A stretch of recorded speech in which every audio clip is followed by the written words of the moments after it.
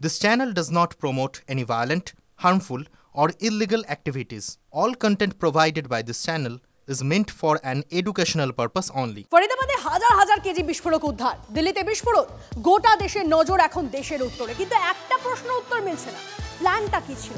তদন্তে দুয়ে দুয়ে চার হচ্ছে, আর সামনে আসছে চমকে দেওয়া তথ্য। বড় বিপদ থেকে রক্ষা পেল গোটা দেশ। November 2008 Mumbai, November 2025 Delhi.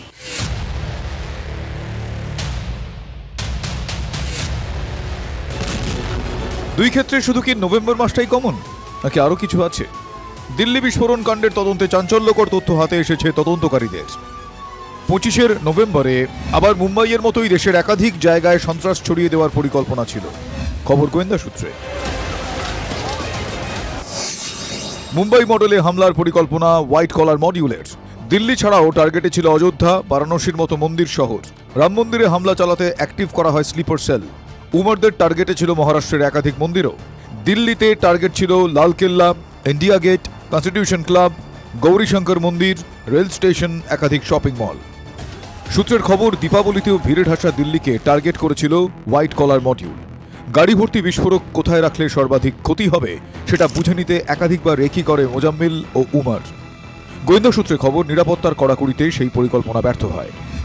জঙ্গিদের একাধিক পরিকল্পনার কথা সামনে আসতেই গোয়েন্দাদের মাথা ব্যথা হয়ে দাঁড়িয়েছে আরও একটা প্রশ্ন, 300 কেজির বিস্ফোরক কোথায়? গোয়েন্দা সূত্রে খবর, বাংলাদেশ থেকে ভারতে ঢুকেছিল 3200 কেজি বিস্ফোরক। বাংলাদেশ ও নেপাল হয়ে বিপুল পরিমাণ বিস্ফোরক ভারতে ঢোকায় জঙ্গিরা। বাংলাদেশ নেপাল থেকে ঢুকেছে 3200 কেজি বিস্ফোরক। তল্লাশিতে উদ্ধার 2900 কেজি বিস্ফোরক। বাকি 300 কেজি বিস্ফোরক কোথায়? বুধবার বিকেলে মুজাম্মিলের ফরিদাবাদের ভাড়া বাড়িতে পৌঁছন এনআইএর তদন্তকারীরা। সেই বাড়ি থেকেই উদ্ধার হয়েছিল কেজি কেজি বিস্ফোরক। Sayanta Bhattacharya report, TV9 Bangla. বাংলাদেশের দিকে নজর রাখা যাক। ফের অশান্ত বাংলাদেশ, রাতভর ঢাকায় ব্যাপক গন্ডগোল। ইউনূসের বিরুদ্ধে রাস্তায় লক্ষ লক্ষ প্রতিবাদী। শেখ হাসিনা সহ 3 জনের বিরুদ্ধে মানবতা বিরোধী মামলার রায় ঘোষণা আজ। ঢাকা লকডাউনের ডাক দিয়েছে আওয়ামী লীগ। প্রবল অশান্তির আশঙ্কা, পাল্টা রাস্তায় নেমেছে ইউনূস বাহিনী। শেখ হাসিনা কেন ভারতে বসে সাক্ষাৎকার দিচ্ছেন মিডিয়াকে? বাংলাদেশের ভারতীয় প্রতিনিধিকে তলব করল ঢাকা।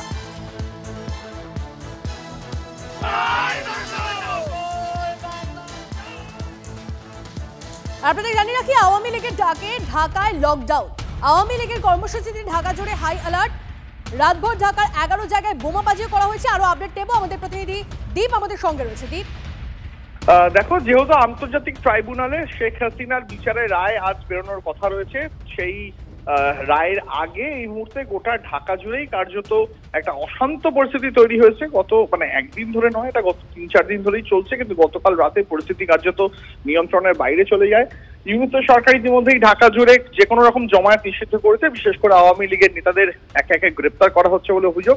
কমপক্ষে 35 জন নেতাকে এখনো পর্যন্ত গ্রেপ্তার করা হয়েছে। এবং গোটা ঢাকা শহর জুড়ে কালকে রাতে দুষ্কৃতীরা কার্যত তাণ্ডব চালিয়েছে। একের পর এক গণপরিবহনে আগুন ধরিয়ে দেওয়া হয়েছে।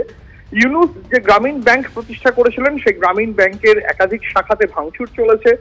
সেখানকার টেবিল, চেয়ার, সমস্ত নথিপত্র জ্বালিয়ে দেওয়া হয়েছে। একাধিক জায়গাতে বোমাবাজি হয়েছে। সব থেকে বড় কথা, ঢাকার মতন শহরে, কোনো গ্রামীণ এলাকায় নয়, একেবারে রাজধানী ঢাকার বুকে ব্যাপক বোমাবাজি হয়েছে। সব মিলিয়ে 500 জনেরও বেশি সন্দেহভাজনকে তাদের আটক করে জিজ্ঞাসাবাদ করা হচ্ছে। এবং যেমনটা তোমাকে বললাম, ঢাকা শহরে যে কোনো রকম জমায়েত নিষিদ্ধ করা হচ্ছে, যাতে রায় বেরোনোর পরে পরিস্থিতি আর নিয়ন্ত্রণের বাইরে না চলে যায়। ইতিমধ্যেই বিজিবি বর্ডার ফোর্স অফ বাংলাদেশকে রাস্তায় নামানো হয়েছে পুলিশের পাশাপাশি। এবং গোটা দেশ জুড়েই ব্যাপক তল্লাশি অভিযান চলছে শেখ হাসিনার সমর্থকদের, যাতে কোনো রকম তারা। এবার একটা ছবি দেখাই আপনাদের। দিল্লি বিস্ফোরণের আগে আসিফ আলী রোডে দেখা গিয়েছিল উমরকে। প্রকাশ্যে একটা সিসিটিভি ফুটেজ এসেছে। বিস্ফোরণের ঠিক আগে কোথায় কোথায় গিয়েছিল জঙ্গি চিকিৎসক? তদন্তকারীদের নজরে উমরের গতিবিধি। দিল্লি পুলিশ সূত্রে খবর, বিস্ফোরণের আগে ওল্ড দিল্লির একটি মসজিদে গিয়েছিল উমর। সেখানে 10 মিনিট ছিল সেই ছবি আপনাদেরকে দেখাচ্ছি। সুজয় আমাদের সহকর্মী আমাদের সঙ্গে রয়েছে। সুজয়, ঠিক কোথায় কোথায় গিয়েছিল উমর এই বিস্ফোরণের আগে?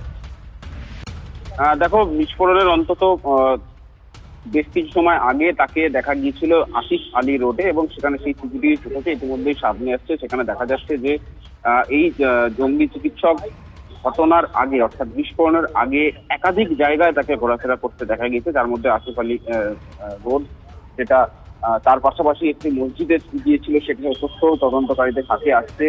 এবং এই 50টির মতো জায়গায় তার গতিবিধির কারণ কি ছিল, কেন দিল্লি এবং লালকেল্লা সংলগ্ন এলাকায় বারবার চক্কর কেটেছে এই জঙ্গি, সেটা ভাবাচ্ছে তদন্তকারীদের। এবং এই কারণেই আরো ফুটেজ তারা সংগ্রহ করার চেষ্টা করছেন, যে কোথাও তাকে গাড়ি থেকে নেমে কোনো নির্দিষ্ট ব্যক্তির সঙ্গে কথা বলা বা দেখা করতে দেখা গিয়েছিল কিনা, বা কোনো কিছু হ্যান্ড ওভার করেছে কিনা, সেই বিষয়গুলি তারা দেখছেন। তার কারণ একাধিক সম্ভাবনা যেহেতু উঠে আসছে, যে সুতরাং সেখান থেকে তারা নিশ্চিত হওয়ার চেষ্টা করছেন যে কোনো নির্দেশ শেষ মুহূর্তে তার কাছে এসেছিল কিনা, বা তার থেকে কোনো বার্তা বা কোনো নির্দেশ তার কাছে গিয়েছিল। কারণ যেহেতু সে আত্মঘাতী হিসেবে কাজ করেছে, তাই সে কোনো পরবর্তী যারা রয়েছে তাদের উদ্দেশ্যে কোনো বার্তা বা কোনো নির্দেশ জারি করছিল কিনা, এই সংক্রান্ত বিষয়গুলি তদন্তকারীরা তদন্তের মাধ্যমে তুলে ধরার চেষ্টা করছেন। সেই কারণেই আরো যে সমস্ত তথ্য পাওয়া যায় সেদিকে নজর রয়েছে গোয়েন্দাদের। ধন্যবাদ। দিল্লি বিস্ফোরণে গোয়েন্দাদের ভাবাচ্ছে 10ই নভেম্বর 3 ঘন্টা 29 মিনিট মানে দুপুর 3:19 লালকেল্লার পার্কিং লটে ঢোকে ওমরের গাড়ি।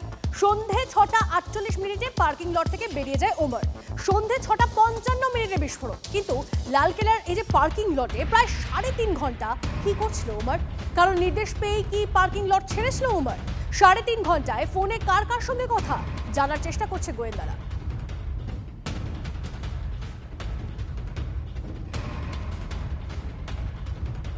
দিল্লি বিস্ফোরণ কাণ্ডে ব্যবহৃত i-20 গাড়ি চালাচ্ছিল খোদ ডাক্তার উমর।